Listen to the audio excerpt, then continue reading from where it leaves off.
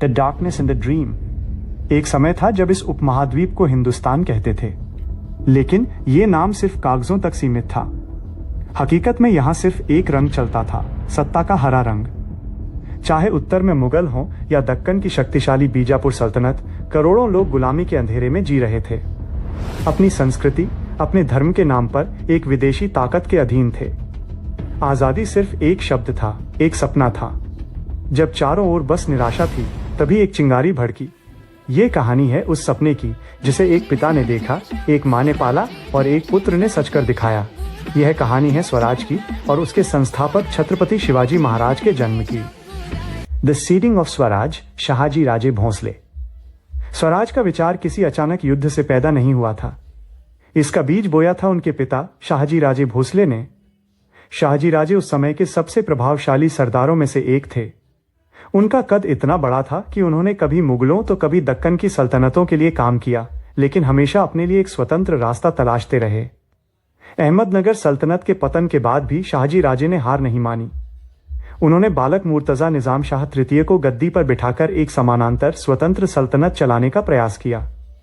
यह एक विशाल राजनीतिक महत्वाकांक्षा थी जिसने मुगलों को भी झुका दिया। 1636 में मुगलों और बीजापुर के दबाव के कारण शाहजी को कर्नाटक के क्षेत्र में जाना पड़ा, जहां उन्होंने आदिल शाह की सेवा में रहते हुए भी एक स्वतंत्र राज्य का सपना नहीं छोड़ा। उनकी यही स्वतंत्र चेतना और महत्वाकांक्षा उनकी जागीर पुणे, सूपे और इंदापुर को मात्र संपत्ति नहीं, बल्कि स्वतंत्रता का पहला केंद्र बनाने का सपना देखती थी। अपने राजनीतिक संघर्षों और युद्धों के कारण उन्हें अपनी पत्नी जीजाबाई को अपने बड़े पुत्र संभाजी के साथ अलग रखना पड़ा। संभाजी भोसले भी अपने पिता की तरह एक बहादुर और होनहार योद्धा थे और उन्होंने बीजापुर की सेवा में दक्षिणी अभियानों में अपनी बहादुरी दिखाई। शिवाजी महाराज के जीवन में ये अलगाव और संभाजी की बीजापुर सेवा एक महत्वपूर्ण पृष्ठभूमि बनाती है, जिसने राजमाता जीजाबाई के प्रभाव को और भी गहरा किया। द एम्बॉडीमेंट ऑफ रिजॉल्व, राजमाता जीजाबाई। अगर शाहजी राजे ने सपना देखा तो राजमाता जीजाबाई ने उस सपने को शिवाजी के भीतर जीवित रखा। वो साधारण मां नहीं थी, वो एक योद्धा की पुत्री, एक वीर पत्नी और उस युग की सबसे बड़ी आदर्श गुरु थी। 19 फरवरी 1630 को शिवनेरी किले में उन्होंने शिवाजी को जन्म दिया। राजमाता जीजाबाई ने पुणे की वीरान जागीर में कदम रखा और एक नई संस्कृति की शुरुआत की। जहां बाकी राजकुमार ऐशो आराम और दौलत देखते थे, जीजाबाई ने शिवाजी को धर्म, न्याय और शौर्य की शिक्षा दी। उन्हें रामायण, महाभारत और मेवाड़ के इतिहास की कहानियां विस्तार से सुनाईं। उन्हें सिखाया कि क्षत्रिय का धर्म सिर्फ शासन करना नहीं, बल्कि अपने लोगों की रक्षा करना है। यही धर्म की संस्थापना है। उन्होंने पुणे को पुनर्स्थापित किया। उन्होंने गांव के विवादों को सुलझाया और न्याय स्थापित किया। ये सिर्फ जमीन का प्रशासन नहीं था, ये स्वराज के आदर्श का पहला पाठ था, जहां न्याय सबसे ऊपर था। राजमाता जीजाबाई ने शिवाजी को केवल एक राजकुमार नहीं, बल्कि एक राजा के रूप में तैयार किया, जो अन्याय के सामने कभी नहीं झुकेगा। The first step, strategic conquests. पिता का सपना, मां का संकल्प और अब समय था पुत्र के कर्म का। अपने गुरु दादोजी कोंडदेव के मार्गदर्शन में शिवाजी ने मावल क्षेत्र के निडर लोगों, मावड़ा के साथ मिलकर अपना पहला दल तैयार किया। मावलों का साथ शिवाजी महाराज की पहली और सबसे बड़ी उपलब्धि थी। ये दल सिर्फ सैनिक नहीं था, ये स्वराज के लिए जीने और मरने वाले वफादार साथी थे, जिन्होंने शिवाजी को उस कठिन पहाड़ी क्षेत्र में अपनी सेना का आधार बनाने में मदद की। उनके लिए स्वराज का अर्थ केवल युद्ध नहीं था, बल्कि छोटी छोटी स्वतंत्रताओं को इकट्ठा करना था। और इस नींव का पहला पत्थर रखा गया 1646 में।